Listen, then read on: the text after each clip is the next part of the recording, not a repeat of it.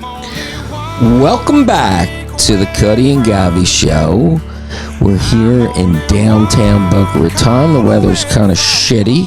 It's been raining, and it's still pretty hot. Govy, how are you, buddy? I'm doing okay. We just had a little technical problem here at our podcast studio, Pod Populi. There's a lot of stuff going on, and between all the different shows they're doing here, so we're kind of jungled in between. We wanted to start with this UFC zone by this Dana White, and he has this new thing called Power Slap, where they slap each other back and forth. We were going to throw a clip on, to show everybody what the Power Slap is. We're going to maybe throw this over to Barrett. If he can throw the clip on, it's pretty crazy. What it is, it's like two people, one on each side of what used to be an arm wrestling table, and they slap each other, and whoever passes out first wins. And Dana White thinks it's going to be more popular than the UFC, but anyway, it's like a gruesome sport. It's kind of crazy what's going on, but here we are, and today is the big day for Kamala's interview, and it's 39 days, I think it's been 40 days since she's done an interview. And the first question I wanted to ask Govy, if Govy was the interviewer, what are the three questions you would ask Kamala? You have three that you can ask her, and I guess you get a follow-up question when you get an answer from her.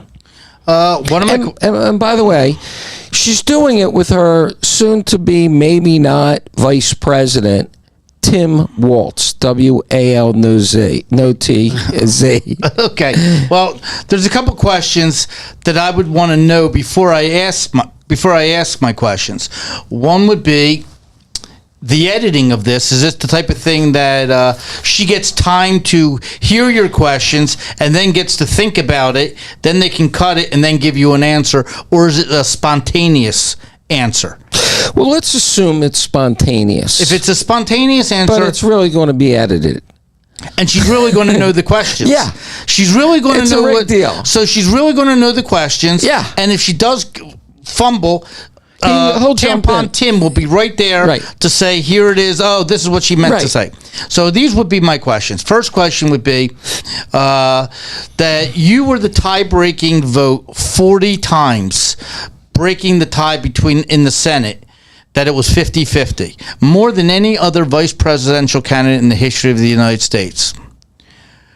The 40, one was the Inflation Act. Is there any of those 40 that you wish that you could take back right now? Because right now you are you were only for EV cars, and you're not now. You were for the wall. All right, one at a time. I'll role play. I'll be Kamala Harris. Okay, so what's... Well, Mr. Govy, the truth of the matter is I was vice president under Joe Biden, and it was his agenda. And I was there as a pretender, and I'm following his agenda. Now it'll be my agenda, and we'll do it my way. I had to agree with everything that he wanted to do, and that was the deal going in. Well, if it was his agenda and you were just going along with it... That's correct. Then I could say to you... I'm a team player. When we were watching TV and Fox shows and Newsmax and other networks were showing you people coming across the border at just walking through like it was wide open. Mr. Govy, let me say this. The president and I had vigorous arguments over that. I was against it the entire time. I wanted the border wall built. But I had vigorous private arguments with the president, and he won, and he's the president. I understand that, but you were on TV saying, is the border secure? And more than a dozen times you said to Lester Holt, to George Stephanopoulos, to you name it, whatever show you went on. That's correct, you said... The border is secure. That's correct, Mr. Govy. So was that a lie? No, Mr. Govy, that is correct, and I did say that because I was appointed the Sarzina of a border wall. And I was a team player, and I was told by the President of the United States that the border was secure. So I was only regurgitating, vomiting up what the President told me, Mr. Govy. So you never called up Mayorkas? You never went down there to the border yourself? I had vigorous discussions with. You weren't there. You're. But we have 39 other things that you went by. Please, I will be. Bidenomics. Excuse me, I'm talking. Excuse me, I'm talking. Excuse me, I'm talking. Right. By the way, Donald, if you're listening, we're going to prepare you for this debate later on. But go ahead. So this would be my 3 questions, okay. And you role play. You be, okay. You respond. My question would be, Madam Vice President, 92% of your staff, as you were vice president, left in a huff. They hated working for you. They said it was a hostile, vile atmosphere. Please explain that to me and how you intend to delegate and run this nation with that kind of atmosphere. Well, as you know, we are champions of the DEI movement. And as you can tell by companies like Harley Davidson, and it was Bud Light, and it's Boeing, and Ford, and it's Ford, John Deere, that DEI doesn't work. So I had to take another approach and say, I only want the cream to rise to the top. And what happened was I had very little cream. So I had to rehire quality people, and that is what I'm taking place. I tried the DEI, but I'm moving away from that too now. Oh, all right. I'm allowed to change. Yes, right? Madam Vice President. My last question. Ted Kennedy was asked this question, and nobody liked his answer. And we're going to ask you the same question. Why do you want to be president? Is it a first woman thing? Is it a first woman African American thing? What is your precise policy agenda that you want to get through to be president of the United States? It can't be because you want to break that glass ceiling and be the first black woman president. What is the reason you want to be president? Well, because for the last 3.5 years I was vice president, and I didn't do shit. So I figured how much harder can the president be? How much harder can it be? With the president, I can surround myself by double the amount of people, and all I have to do is go, hello, how you doing? What's going on? And I don't have to do anything. And I get to be president of the United States, and I have Air Force One, and it's like, I want it. Right. And I don't have to work for it. I haven't worked, by the way, do you know what I did? Do you know what I did for my 4 years as I was vice president? Do you know what I did? What? Obviously, you don't know. I did nothing. I went home. Those are excellent points, Madam Vice President. So I'm going to give you a follow-up question. Okay. Why did you select Tampon Tim Walz with no T, W-A-L-Z, to be vice president, knowing that you've done the job? And I'm sure Eric Holder vetted him, and you find out Minnesota was burning and all these people lost their businesses. Why do you think he was the most qualified instead of a Josh Shapiro or somebody else for that job? I don't think he was the most qualified, but that's not why I'm choosing him. That's why I'm not the most qualified as vice president, and I got chosen. I want someone that doesn't take away from me. I don't want to look bad. Did you see Josh Shapiro up there? He looked like the next Barack Obama. Do you want me to follow that guy? No. I was always told maybe you should pick someone a little dumber than you and not as talented as you. That way I can rise to the top and you could say, I am the person. But I'm not going to hire Josh Shapiro. I would look like everybody within week 1 would say, how do we get the 25th Amendment against her? How do we knock her out? Did you see what they did to Joe Biden? That could be me. But now he's my insurance policy. Would you want this guy to be president?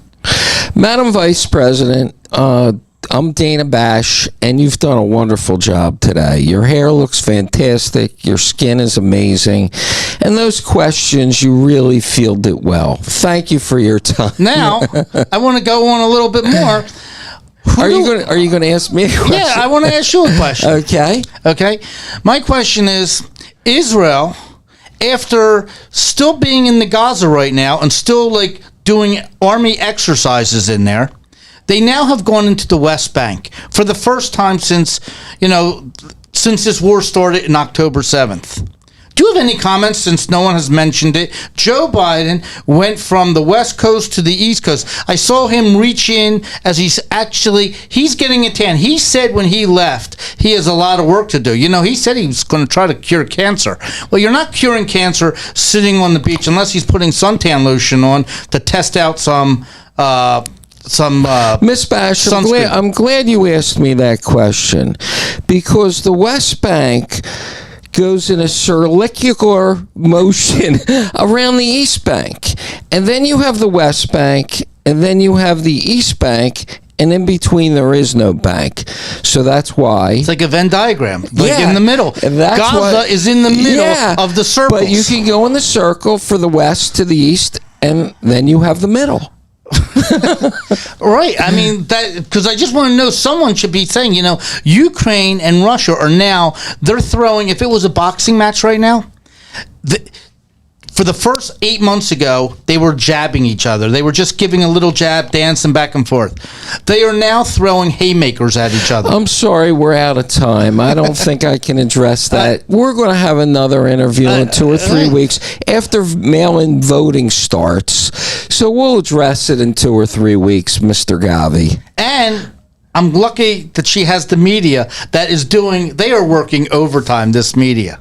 It's crazy. All right, so we vetted that out. We'll watch it tonight. But I do have one thing. Is it ironic that the day that the government, that Mark Zuckerberg actually admitted that the FBI, CIA, they were involved in his business and put pressure on him to stop anybody talking about COVID, to talk about Hunter Biden's laptop, they put a stop to freedom of speech.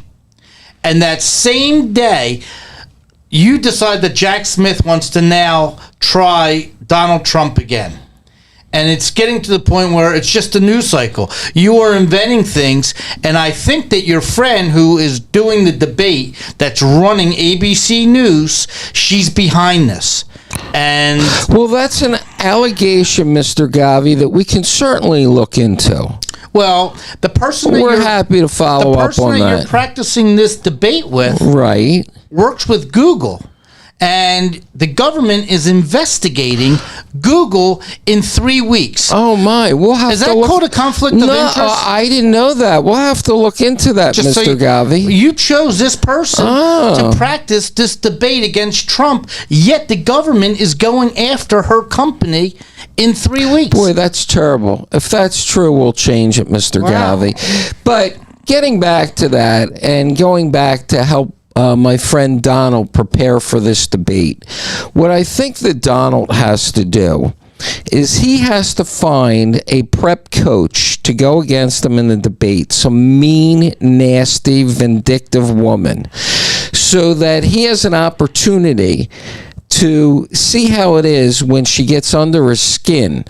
And he should do it over and over again like a sparring partner. Joy Behar, get her. Yeah. Well, I was thinking Whoopi Goldberg. Right. Whoopi Goldberg. Or how about The View? Get anybody from The View. What was the Rosie O'Donnell? Yeah, he needs to get Rosie O'Donnell as a debating partner, so he can practice, the vitriolic hate that gets under his skin. So you know who would be great to help him? Who?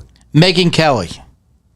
Yeah, but she's too nice. No, you hear her. She calls out. She's now independent. Once she is now on her own podcast. Yeah, that's a good one. I mean, she outperforms NBC, CBS. I mean, her podcast is... But he's got to get some ruthless woman to go up against them so that somebody that has a monotone like Kamala Harris does. Kamala Harris has that way where when you want to get in an argument with a woman, you want her screaming back at you, but Kamala won't do that. She talks in a monotone, very softly. He's never had a problem. He has a good feel of the audience. I mean, there was a clip of Donald Trump 30 years ago. Right. He was on the Larry King show.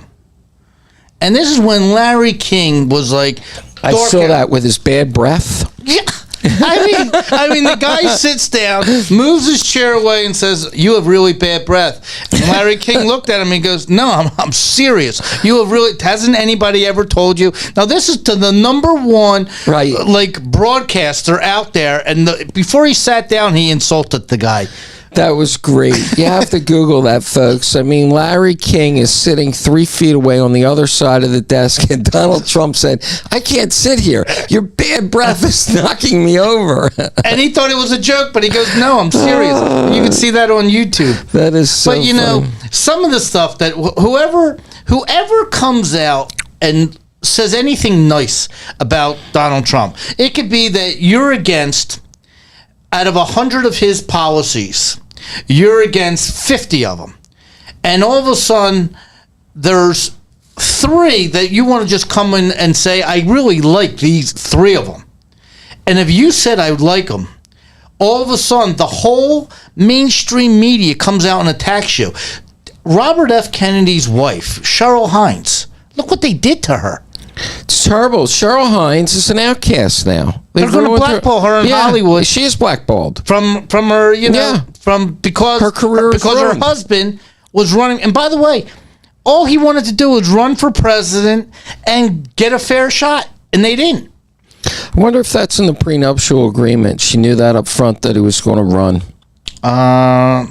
But anyway, so because we have a shortened show today, folks, because we've gotten a big fight with our podcast studio here. I do want to just ask you one topic. No, we have 20. We have some time left. All right, but I have a topic that still is coming out a little bit. This Secret Service and FBI going over this Trump shooting that's now over a month old already. Explain to me how you can keep some dead bodies in the freezer for a year if they're doing an investigation. Why is this guy Crooks? Why is his body cremated already? Why did they wash the roof of this building? I don't understand, like, the cover-up. It just smells to me that the Secret Service and the CIA were involved in this assassination attempt. Is that crazy to think that? Well, it's interesting that you say this, Govy, because I had a friend of mine who's no longer a friend because she was screaming at me at the top of her lungs. She's a newscaster. And I was telling her my thoughts, and she's screaming at me that I'm a conspiracy theorist guy. And you can't be that way in America. You're a conspiracy theorist. And I said, given the facts, and Govy can go over them, or he just did some of them, that the guy had 3 bombs in his car. He had no social media. He acted, they claim, alone. Well, how do you know he acted alone when they can't get into the encrypted phones? And all these things where the Secret Service didn't pick up the local radios to use that day. I mean, there are so many holes in the story. How can you not be a conspiracy theorist here? And these bombs that they were sophisticated bombs. They were bombs that you needed help with. Like, it wasn't like you get it and you go into shop class and you figure out, or you're at home trying to figure out. This was a sophisticated thing that he needed help. At the same time, Iran was threatening to assassinate Trump. How do you know Iran didn't contact this kid? Or this kid somehow, and maybe he was working with them? Well, and then the parents just hired this law firm out of Pittsburgh where they need a $100,000 retainer to talk to you. I mean, their house isn't worth $100,000. Why is this family, his parents... Who's paying the $100,000? Why are they hiring a lawyer that powerful? Because, why? Because I think they have to cover their own tracks. Maybe they're involved. Right. I mean, the father was taking them target shooting and doing everything. I mean, their house, literally, when he left his bedroom, he's in the kitchen. And that's how small the house is. So, I mean, they knew what the guy's doing. I mean, their son is building bombs in the house. They were aware. I have a conspiracy theory. What's that? They cremated his body 5 days after he shot the president.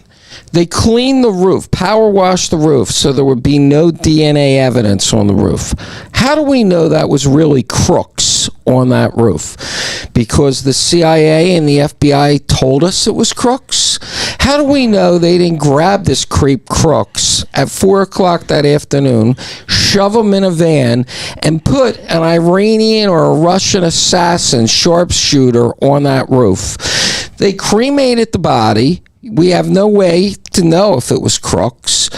It was released out of the coroner's office, not by the coroner's consent. They just took the body, the FBI did. It wasn't given to the FBI. They took it. So how do we know that was Crooks? Because they told us? Well, again, this is the same FBI that actually had Hunter Biden's laptop in 2019, saw an election coming up, saw people saying it was disinformation. They knew it wasn't disinformation, and they let the whole thing go. And then they told Facebook, don't talk about it. So how can you trust anything that comes out of the FBI? So how do we know it was Crooks? We don't know. The only way we know it was Crooks, the assassin, is because they said it was Crooks. Yeah, you have video, from somebody holding their iPhone up 60 feet away. It's blurry. I have no idea who that is. I can't identify that guy. There's no reason to cremate the body. Yeah, what are you cremating the body 5 days later? Right. They're still investigating this. They said they interviewed 1,000 people. So, what's the rush? I don't even understand it. And then you say, well, why are you a conspiracy theorist? Because of this. And no one was fired. Nobody's fired. And the guy that's running the Secret Service now is the creep that was one below the lady that ran it. And he was doing all the dirty work at the beginning. Right. It's just a bad setup. Anyway, so that's our, finally, staying on the same theme with this Robert F. Kennedy Jr., Robert F. Kennedy Jr.'s big mission in life is to get better food. When his dad and his uncle were around, 6% of the kids were getting sick from the food. Now it's 60%. And I think Donald Trump believes, with him alongside of him, that he will bring the suburban moms home to Trump because of this food issue with the kids. Are you on par with that? You think he will? Yeah, I think, look, they're going to give him a job to do. I think the food in the United States with the hormones that are, look at Canada and look at ours. They won't sell certain products that the United States right, Canada won't sells. And what some of the chemicals that are in like American thing, it's not just coloring. For instance, if you ever went to a store and you wanted shredded cheese, and you went in there and you wanted shredded cheese, do you know there's a chemical that keeps the cheese so it doesn't stick together? Like, really? Yeah. So there's a chemical that's not good for you so they were saying basically buy blocks of cheese, get a grater, and grate it yourself. But if you buy the grated cheese that's already done for you, there is a chemical in there that keeps it. There are things that no one knows. Yeah, you have no idea, and the FDA is corrupt, and it's bullshit. Yeah, I think. So I think there's a lot of interesting things. I think Ted Kennedy was for the wall. Robert F. Kennedy was for the wall, and I think he's going to try to come in with educational on some of the migrants that are here.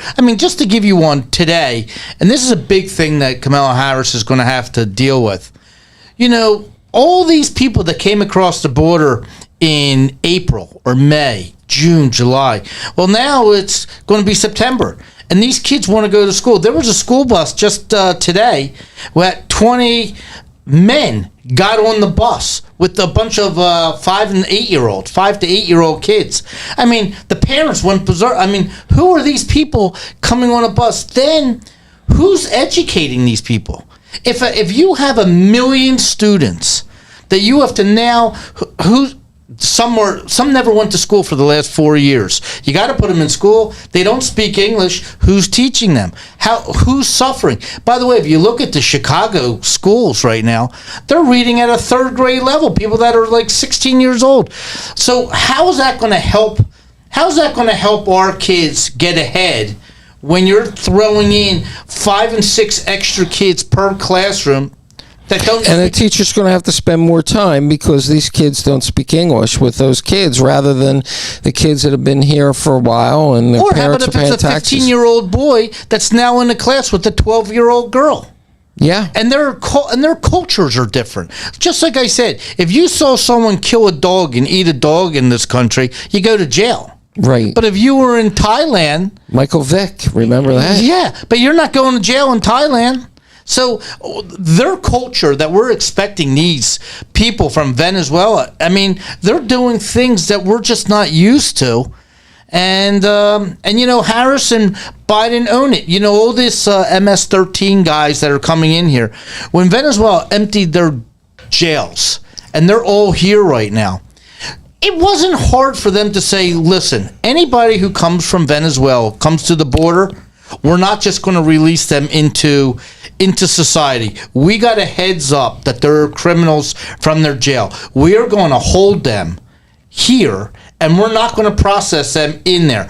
Why did we have to process an entire country's criminal element, basically, and just put them into our... I think they thought they could turn them into voters. They had the ability to turn them into voters, and now they stack the decks, and there'll be more Democratic voters than Republican voters. 12 million additional people voting for the Biden-Harris administration or the Democratic ticket, you know, swings the election forever in their direction. How many people did they say swung the entire election in each state? Was it like 200,000 people? Maybe 12,000 in one state in Georgia, or 16,000 or right, something. But I thought it was like 200,000 in the whole country, yeah. Like controlled the different states.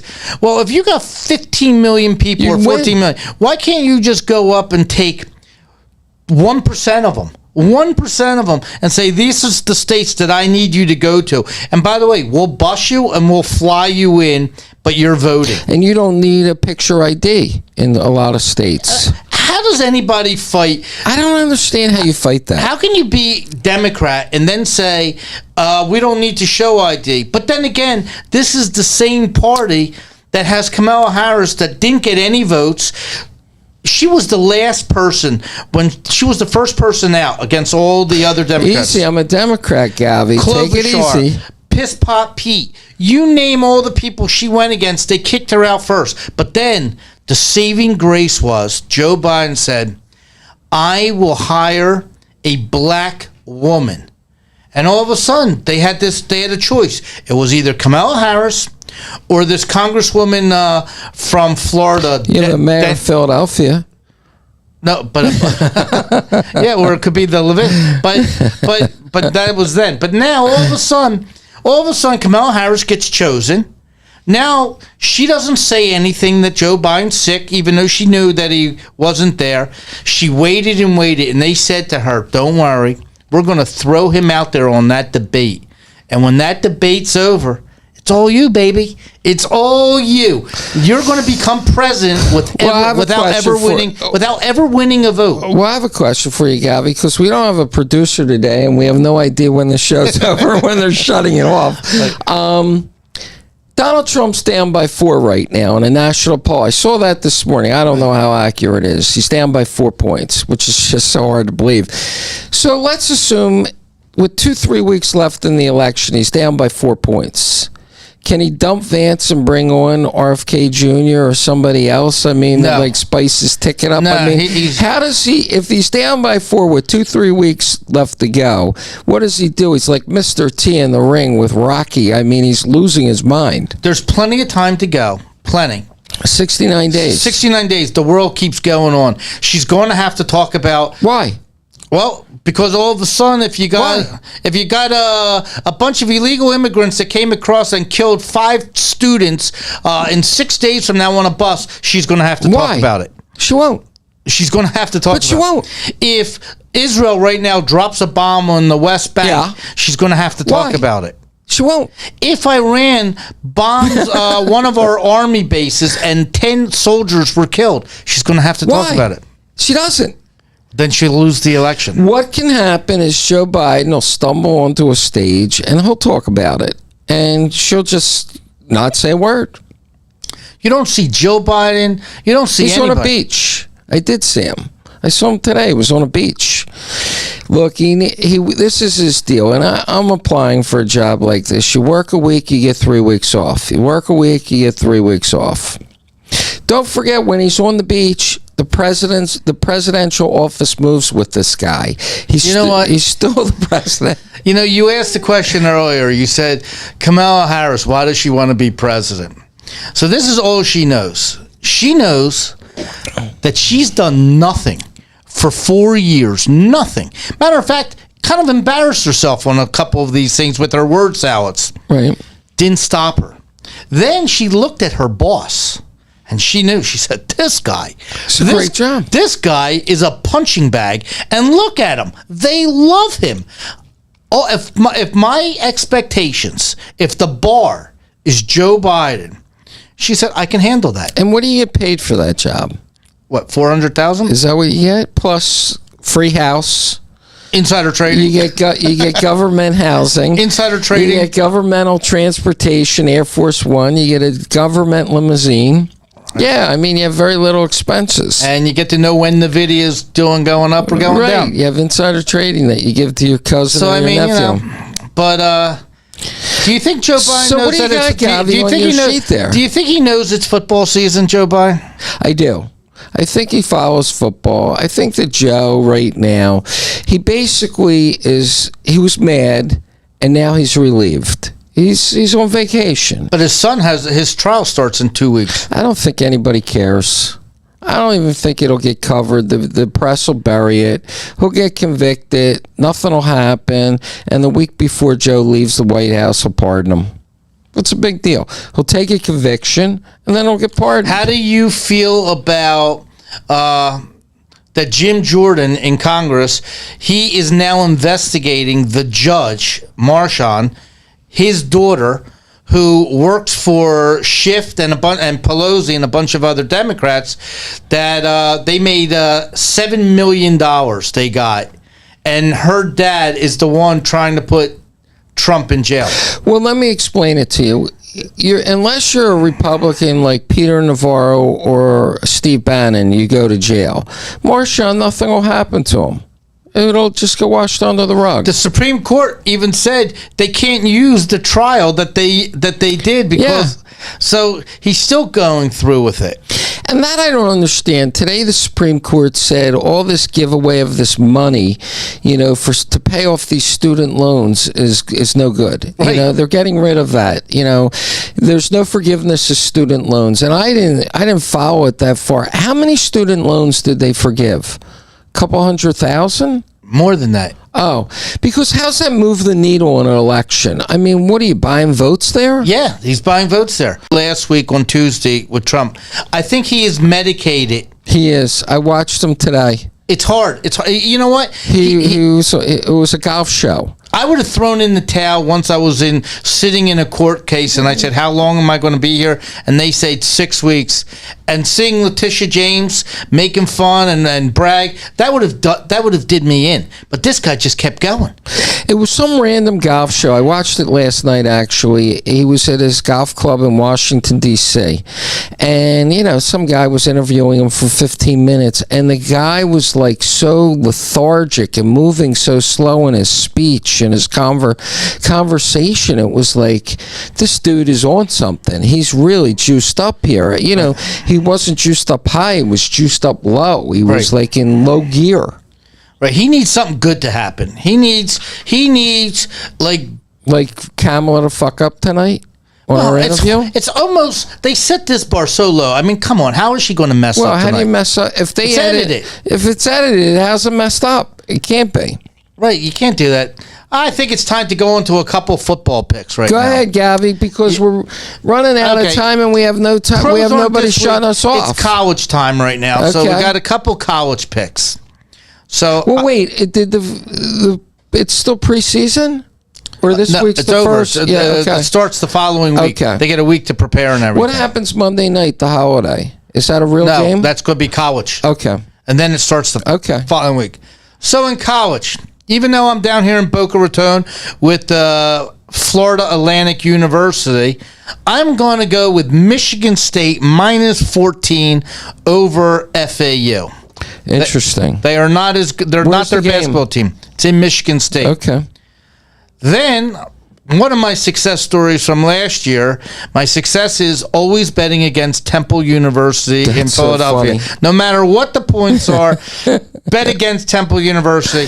So they are playing in Oklahoma, and Oklahoma is favored by 42 points. Boy, that's a lot of points. Take Oklahoma minus the 42. Let me ask this question. How do you bet a game like that? If Oklahoma's up so much, they're going to take their starters out. How do you know how that game's going to end when they yank half their starters? They don't want anybody getting hurt. I'm figuring a 56-59-7 game.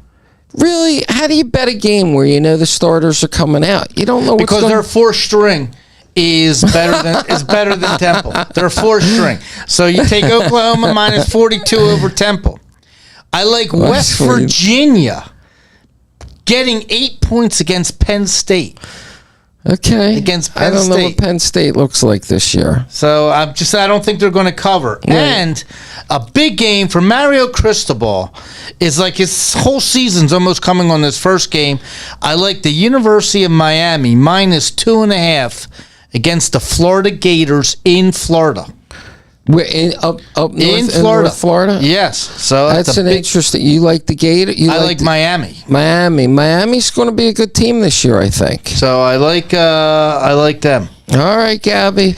Well, anyway, folks, it's been a crazy week, a crazy day at the podcast studio. I don't know who's going to shut this show off. We may be sitting here for the next 5 minutes on the show until somebody comes along and shuts it off. Do you know how to turn the machine off? No. Do we just do we just stand up? Do we just get up and we leave an empty studio here? We could probably do that. I don't know. I just saw Michael come back. Michael, I think we're done.